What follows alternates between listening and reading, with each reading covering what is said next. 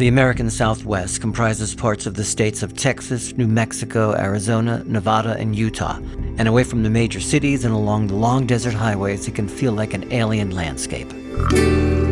With some of the most unique natural beauty in the U.S., and with several spectacular national parks within hours' drive of each other, it's a wonderful place to take a classic American road trip. Welcome to Wandering with Rick and Rachel. Come with us as we explore culture, history, art, food, and wine. We're a director and an actor who've spent our lives telling stories on stage. Now we're chasing new ones out in the world, one unscripted moment at a time. Please like and subscribe, and in the comments below, suggest what gem we should explore next.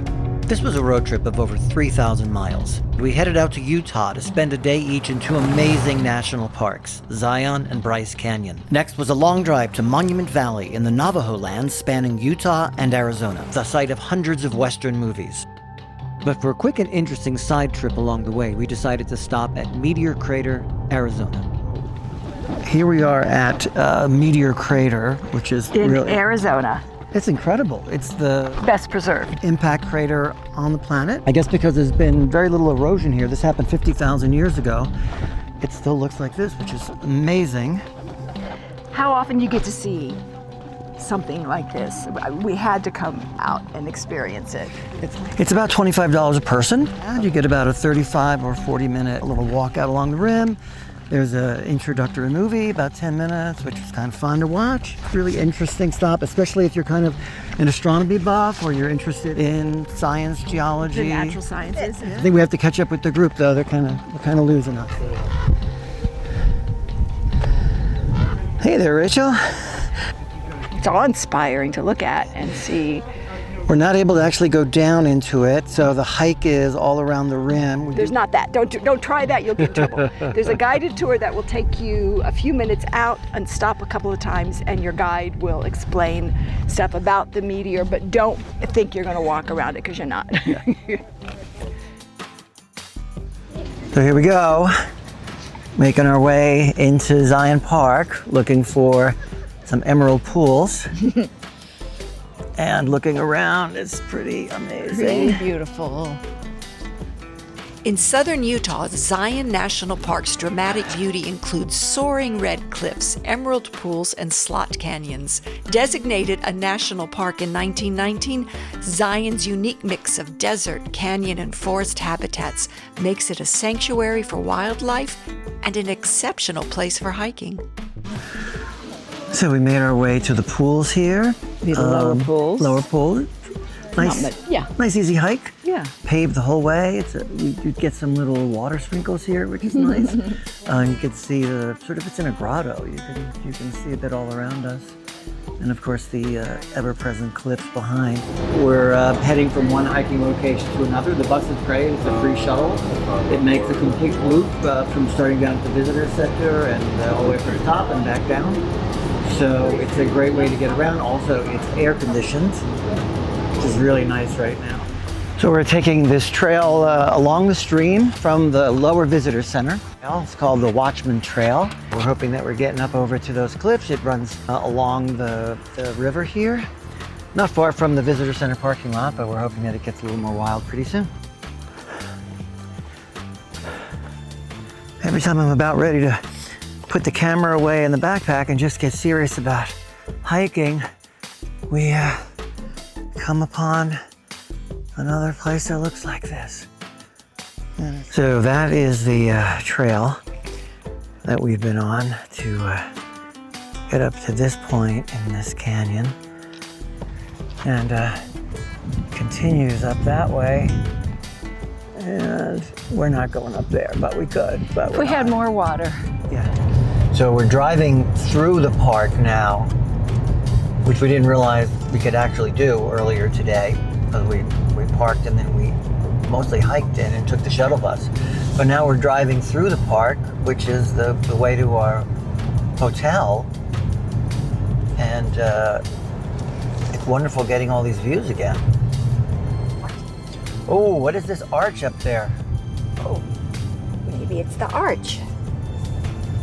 I don't know what I'm saying. 1.1 mile long tunnel going through these cliffs here.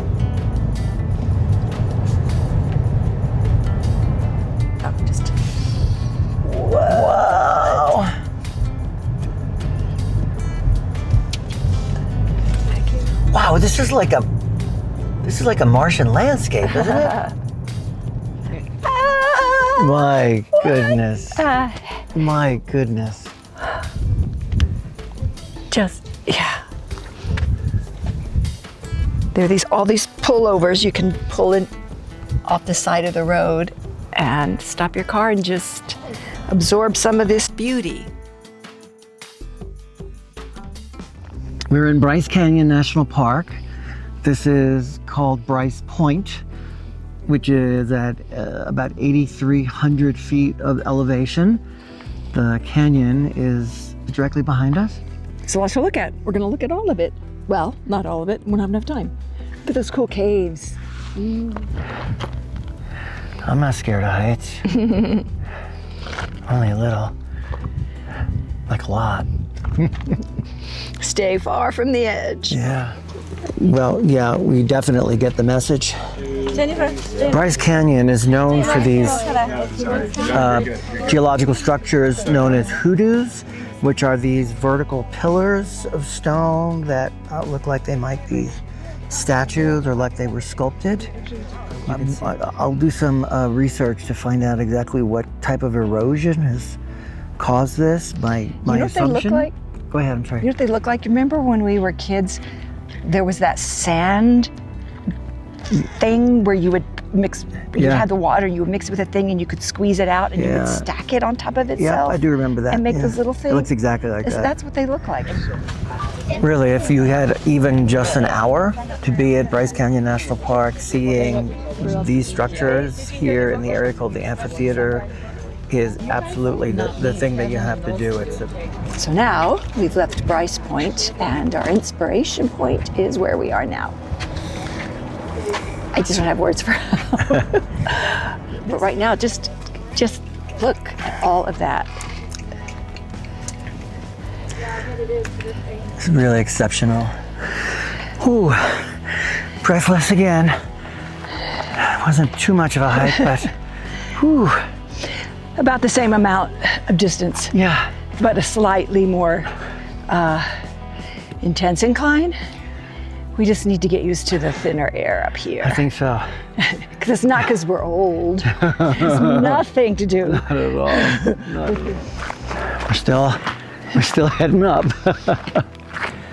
Hoping to get to the end of this trail and see All what of 10 seconds later. Yeah.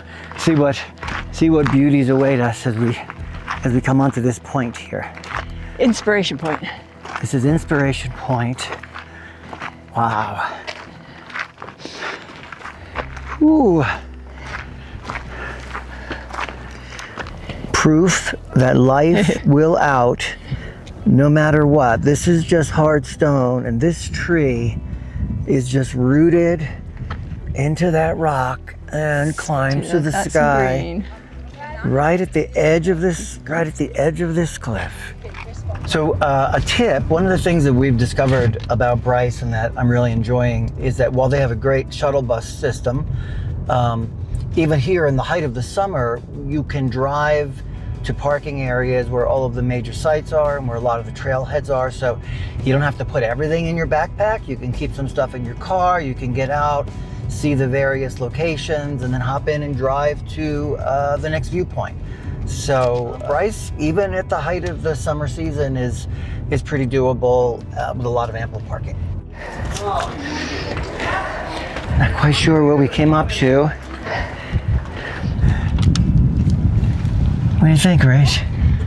I think it's stunning. Yeah. Trying to decide whether we're hiking down there. No, we're not. No, we're not. Just a decision has been Not made. doing it. Sorry, don't need to. Okay, let's hike back up this way. Here we go. So this formation is known as Natural Bridge. We are at our highest elevation that we've gone to at the park so far. This is about 8,600 feet. And this is quite a stunning sight. One of the local denizens just chilling. What's your final take on Bryce Canyon National Park, Rachel? It's simply one of the most beautiful places you could ever go. If you're someone who is very adventuresome and likes to get out and move and climb and hike and do things like that, it'll just keep you busy. There's campgrounds here, there's some lodges in the national park, little towns all around with places to stay. Or you could just, as you're driving from one place to another, just come and spend a couple of hours and do what we did. We got out and walked a bit more, but it's also relatively easy just to kind of come in. But when you come in, don't just come in and look at it and take a picture or two and leave. You've got to spend some time really looking at it, because you just see more fascinating, interesting things every time you stare at just one little piece.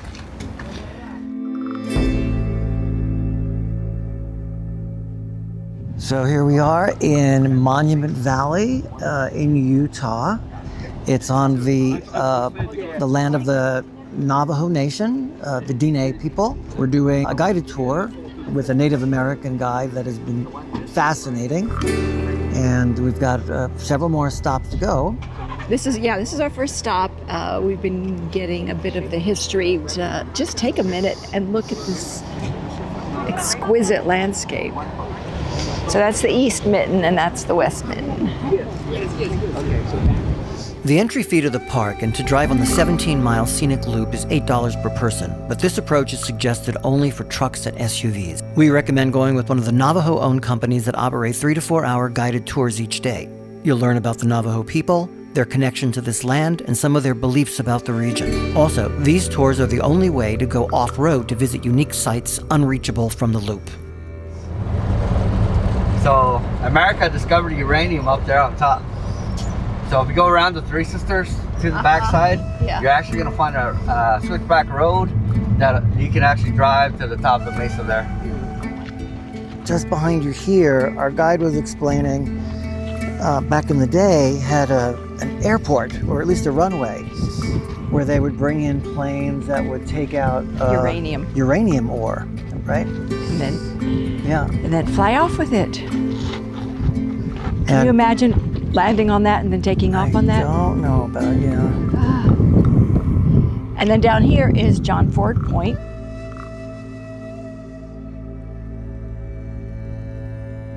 Due to the dozens of films shot here, these towering buttes have become the very image of the American West for so many.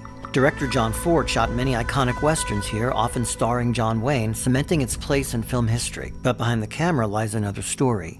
These lands belong to the Navajo Nation, whose story was erased in Hollywood's vision of the West. Later, uranium mining scarred this land and poisoned native communities. Monument Valley is both a cinematic legend and a place where history's beauty and injustices stand side by side.